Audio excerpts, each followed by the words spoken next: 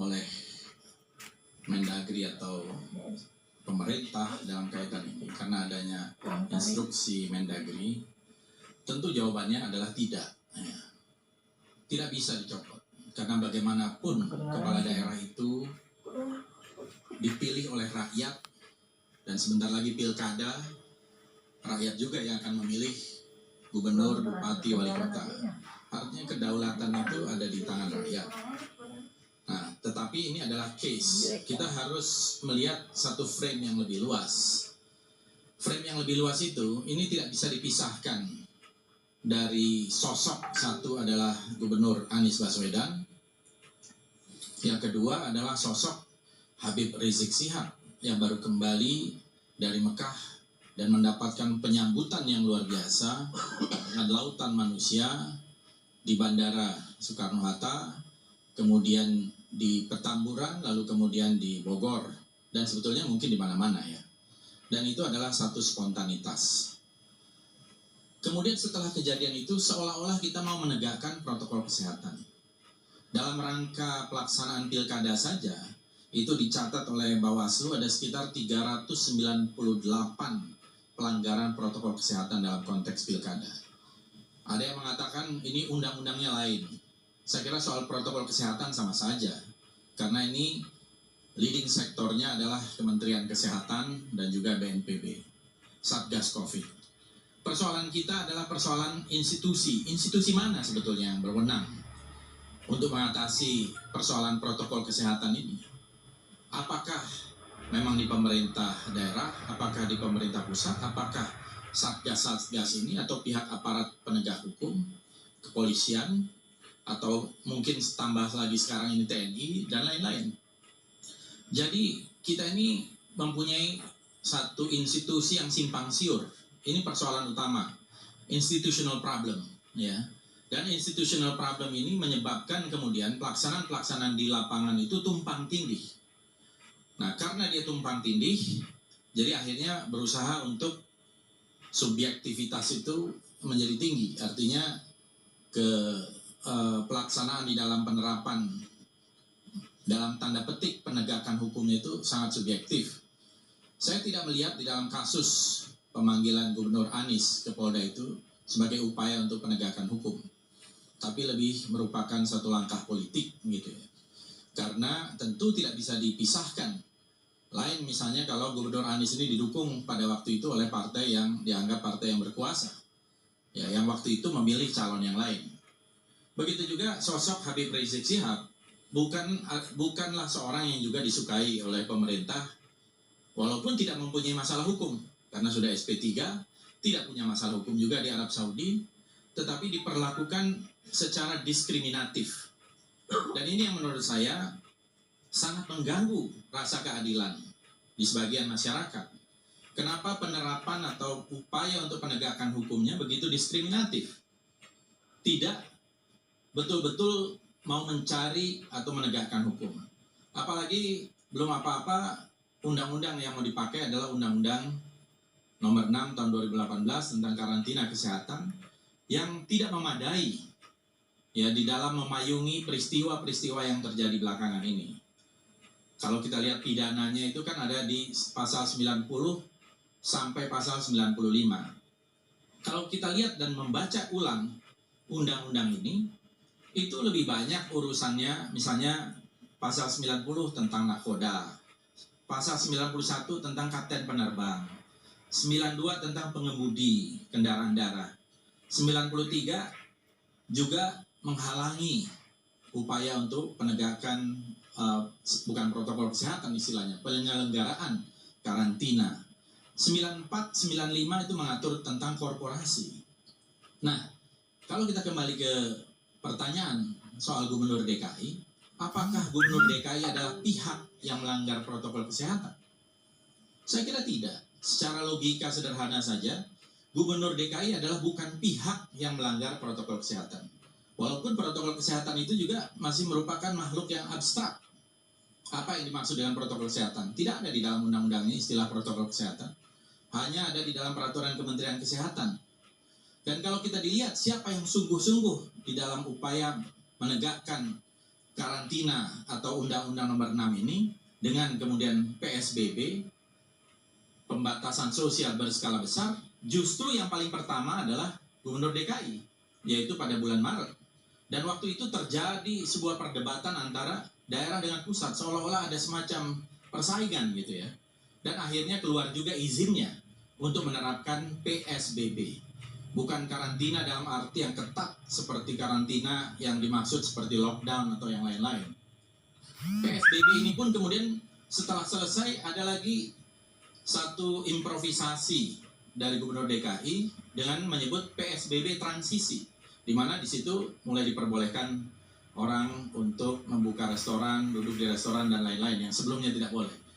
Dan kalau kita lihat perjalanannya, karena ini tidak bisa dipisahkan, pada waktu diterapkan kembali bulan September PSBB, justru banyak yang menentang itu adalah menteri-menteri di dalam kabinet pemerintahan Pak Jokowi. Ditentang habis, ya, karena ini bisa mengganggu ekonomi. Kan perdebatannya adalah mana yang mau didahulukan, kesehatan atau ekonomi. Pada waktu itu kan lebih banyak yang concern di pemerintahan itu adalah bagaimana ekonomi. Baru kemudian belakangan menyimpulkan ketika presiden sendiri mengatakan kesehatan lebih utama. Dan baru kemudian ekonomi. Tapi itu kan datangnya belakangan. Nah, kembali lagi, menurut saya apa yang terjadi dengan Gubernur DKI yang kemudian kita diskusikan malam ini apakah bisa dicopot, menurut saya diskusi ini saja sudah salah, gitu ya. Diskusi ini saja sudah salah. Seharusnya kita tidak membicarakan itu, karena ini sudah jelas tidak bisa. Apalagi dalam kasus yang dituduhkan melanggar protokol kesehatan, karena Gubernur DKI tidak melanggar protokol kesehatan, bahkan berusaha untuk menegakkan aturan berupa sanksi, yaitu kemudian dengan memberikan sanksi sebesar 50 juta rupiah dan juga sanksi di berbagai tempat lain. Saya kira yang paling tertib ya untuk melihat, karena kebetulan dia di ibu kota dan kasusnya cukup banyak karena mobilitas orang juga sangat banyak. Denda yang paling banyak ya tentu di DKI Jakarta. Dan kalau kita lihat ke daerah-daerah lain, banyak sekali yang kita merasakan bahwa seolah-olah di daerah lain itu normal, ya.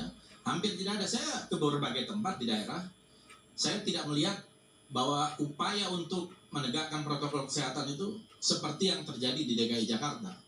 Nah, saya melihat ini adalah sebuah langkah-langkah politik, ya, dan tidak pernah bisa dilepaskan dari langkah-langkah politik dari kekuasaan yang ada sekarang untuk berusaha melakukan mendiskreditkan Gubernur DKI ataupun dalam hal ini juga Habib Rizik Syihab. Seperti yang saya katakan tadi, banyak pelanggaran protokol kesehatan, ada 398 menurut Bawaslu. Di Jawa Tengah juga demikian, tapi tidak ada upaya-upaya yang secara serius dilakukan seperti yang dilakukan seperti sekarang ini. Nah, karena itu menurut saya, kalau kita ingin menegakkan hukum, kita harus berangkat dari rasa keadilan. Dari sisi lain, dari sisi politik, kalau kita lihat, ini adalah upaya untuk melakukan resentralisasi terhadap kekuasaan dengan menafsirkan seenaknya terhadap undang-undang itu, dan resentralisasi ini dengan menggunakan situasi pandemi COVID ini. Nah, kita lihat kenapa ada resentralisasi, misalnya di dalam beberapa kejadian, termasuk undang-undang yang lain, Omnibus Law, Perpu Corona ketika itu, kekuasaan-kekuasaan di daerah banyak ditarik oleh pemerintah pusat. Nah, ini juga instruksi menteri ini bernuansa demikian. Kalau kita baca instruksi menteri tersebut, kata diberhentikan itu pakai bold ya. Ini yang paling tidak yang saya dapat, yang saya download gitu ya. Ini pakai bold ya, atau di garis besar ditebalkan. Dan ini seolah mengancam kepada pemerintah daerah bisa diberhentikan oleh Menteri Dalam Negeri. Ini sangat keliru sekali menurut saya, karena pemerintahan daerah atau kepala daerah itu merupakan seorang yang dipilih oleh rakyat dan mempunyai kekuasaan yang sudah diatur sedemikian rupa. Kalaupun ada kesalahan sudah diatur juga di dalam undang-undang tentang pemerintahan daerah ya, tahun 2014, karena pasal-pasal di situ tidak diubah ketika ada revisi. Jadi ini upaya untuk menurut saya menghentikan langkah-langkah politik atau mereka yang bersikap oposisi terhadap pemerintah, dalam hal ini adalah Habib Rizik Syihab termasuk di dalamnya. Jadi pemanggilan-pemanggilan ini menurut saya tidak masuk akal. Bagaimana misalnya yang dipanggil itu saksi nikah, kemudian pengantin juga dipanggil. Apa urusannya? Kemudian kita melihat belakangan sebagai tindak lanjut dari peristiwa ini juga yang tidak bisa dipisahkan juga ada penurunan baliho-baliho. Sampai TNI dalam hal ini adalah Pangdam Jaya ikut menurunkan baliho, 900 baliho. Yang itu menurut saya jelas-jelas di luar kewenangan tupoksi dari Kodam Jaya atau dari TNI. Dan ini jelas menurut saya menjungkir balikan ketatanegaraan kita dan mengacaukan, bahkan membuat kegaduhan. Dan masyarakat sekarang itu kan dengan sosial media, mereka mendapatkan informasi tidak lagi linear, tidak lagi seperti dulu bisa dicekoki. Jadi bisa menilai. Karena itu saya berpendapat upaya untuk menakut-nakuti kepala daerah ini merupakan satu cara mundur atau satu kemunduran di dalam demokrasi kita. Dan sangat berbahaya kalau ini diteruskan cara-cara untuk melakukan resentralisasi kekuasaan karena ini bertentangan dengan semangat reformasi kita. Baik, tadi Anda mengatakan bahwa gubernur bukan pelaku melanggar protokol kesehatan. Jadi ini bukan pelakunya, tapi membiarkan. Ya ini kan kemudian argumentasi yang diangkat kembali karena setelah mungkin dikaji waktu itu terburu-buru mau dikenakan pasal 93, kemudian pihak kepolisian menggunakan lagi pasal 95, kemudian pembiaran. Siapa yang membiarkan? Malah kalau kita mau tarik lagi mundur ke belakang, Menteri Kesehatan lebih banyak membiarkan ini. Bahkan pemerintah pusat, bahkan sampai kepada Presiden membiarkan pandemi ini sejak awal. Kan harusnya kalau serius, kita tidak buang-buang waktu itu.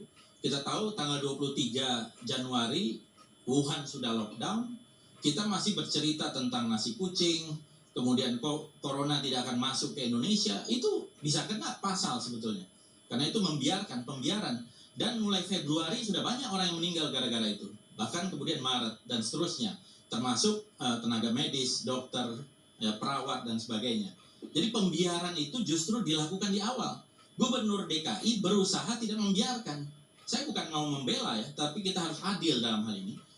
Dengan mengajukan PSBB yang kemudian waktu itu pun ditentang oleh banyak pejabat-pejabat di pemerintah pusat. Itu kenyataan. Kita tidak bisa lupa atau cepat lupa terhadap peristiwa itu. Jadi justru yang pertama dan diakui, DKI Jakarta adalah yang pertama mengajukan ini. Coba bayangkan kalau DKI Jakarta tidak mengambil inisiatif. Harusnya mengambil inisiatif ini adalah Kementerian Kesehatan sebagai leading sektornya gitu, atau BNPB, atau Satgas Covid, atau ada lagi yang kita nggak tahu sebenarnya yang bertanggung jawab, apakah Pak Erlangga atau Pak Erick Thohir atau siapa lagi. Terlalu banyak. Ini harusnya getting institution right gitu ya. Bagaimana institusi-institusi ini jelas dulu siapa rantai komandonya di mana. Kemudian tidak ada ujuk-ujuk ketika Habib Rizik pulang. Ini juga kan intelligence kita bagaimana membacanya. Kan harusnya mengantisipasi. Bapak Menko Polhukam Pak Mahfud MD mempersilahkan orang mau menjemput Habib Rizik. Apakah itu juga bukan sebuah pembiaran terhadap kerumunan? Kenapa tidak diperiksa? Itu kan jelas-jelas sekali. Mempersilahkan dan tidak boleh aparat represif di dalam melakukan itu. Ternyata orang datang tidak ada dikerahkan, datang dengan kemauan sendiri, masing-masing dengan biaya sendiri, menjemput dan jumlahnya membludak. Lalu di bandara sendiri, siapa yang bertanggung jawab di bandara? Bukankah itu Menteri Perhubungan dan Angkasa Pura? Kenapa juga tidak diperiksa? Begitu juga lokasi. Lokasi itu ada di Banten. Kenapa juga tidak diperiksa? Gubernur Banten. Baru kemudian setelah orang rame-rame, Gubernur Jawa Barat juga ikut diperiksa karena peristiwa yang terjadi di Gadok. Itu juga orang datang dengan sukarela, spontanitas. Bagaimana mengatasi spontanitas? Di mana diatur itu? Siapa yang harusnya mengambil langkah di situ? Ini yang menurut saya tidak fair, tidak adil dan diskriminatif di dalam menegakkan apa yang disebut sebagai protokol kesehatan atau upaya-upaya untuk meredakan pandemi COVID dengan kerumunan-kerumunan ini. Baik, Bung Fadli, kita istirahat dulu sebentar. Pemirsa, kami sebenarnya juga mengundang Gubernur DKI Anies Baswedan, juga Menteri Dalam Negeri, tapi kedua beliau-beliau itu tidak bisa hadir di acara ini.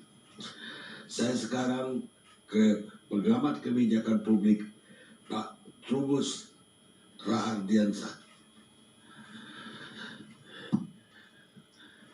Bagaimana